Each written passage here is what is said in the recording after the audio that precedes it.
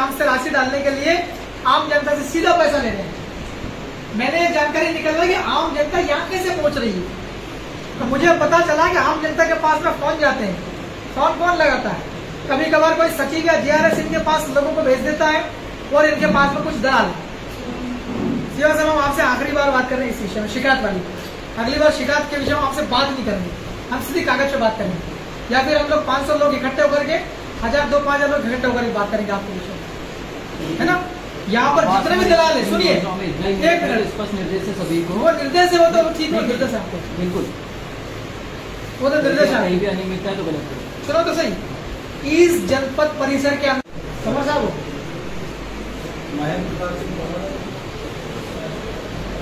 इनके तो पोस्ट का नाम क्या है? इसी आवाज विकास का समूह ड्यूटी क्या करते क्या है?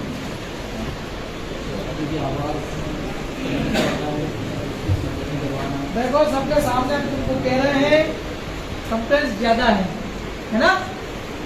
आप आवास की राशि डालने के लिए आप पैसे लेते हो, अब बंद कर दो।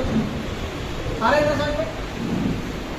सचिव और रोजगार साहब दोनों सुन लो, आम जनता और आपके बीच में कोई भी तीसरा आदमी नहीं होना चाहिए, ठीक है। अगर आप और आम जनता के बीच में अगर कोई तीसरा आदमी होगा तो वो क्या करेगा? दलाली करेगा, वो पैसा ठगेगा जनता का। समझ रहे हो कि नहीं? आपका सीधा संपर्क किससे होना चाहिए? आम जनता का। अब यहाँ पर आम जनता के काम आप कर रहे हैं, आवास में पैसा आप डलवा रहे हैं, और ये तोमर साहब जो है आवास के नाम से राशि डालने के लिए आम जनता से सीधा पैसा ले रहे हैं। मैंने जानकारी निकलवा कि आम जनता यहाँ कैसे पहुंच रही है, तो मुझे पता चला कि आम जनता के पास में फोन जाते हैं। फोन कौन लगाता है? कभी कभार कोई सचिव या जीआरएस इनके पास लोगों को भेज देता है और इनके पास में कुछ दलाल। सीधा साहब, हम आपसे आखिरी बार बात कर रहे हैं इस विषय में, शिकायत वाली।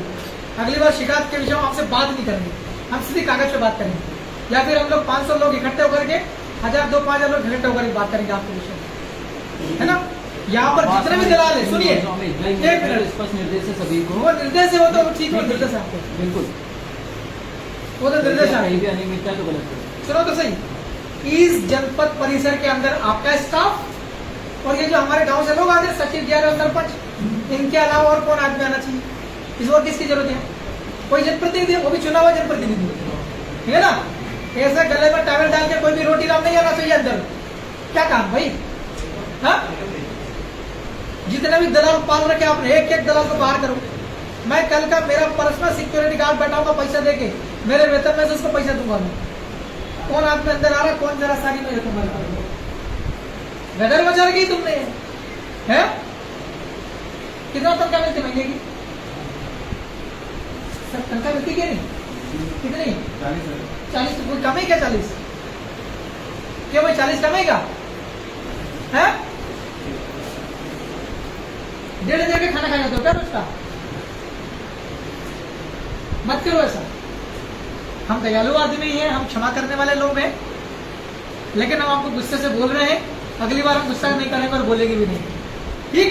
फिर हम सीधा नियमों से बात करेंगे, सबूतों से बात करेंगे। बिल्कुल 1 भी रुपया आप लेंगे नहीं। अगर लिया तो फिर यहाँ पर आप रहेंगे नहीं, और दूसरी जगह जाएंगे तो सस्पेंड होने के बाद ज्वाइनिंग मिलेगी, ऐसा नहीं मिलेगी। हो सकता है बर्खास्त हो जाए, सर्विस से टर्मिनेशन, ठीक। और अगर रंगे हाथों में अगर आ गए लोकायुक्त, यूडब्ल्यू जो भी है आपका, तो फिर क्या होता है वो आपको ही मालूम है, ठीक। बिल्कुल आप नहीं करेंगे। किसी सचिव को ही मत बोलना कि फलाना को भेज देना। आप सचिव को बोलते हैं जीआरएस को, ये जाकर उधर बोलते हैं। आपने जितने 5-7 कौन यहाँ दलाली करने वाले लोग हैं, आप उनके थ्रू कर रहे हैं। न फोन लगाएंगे न लगवा के किसी के थ्रू, ठीक। सुधार अपना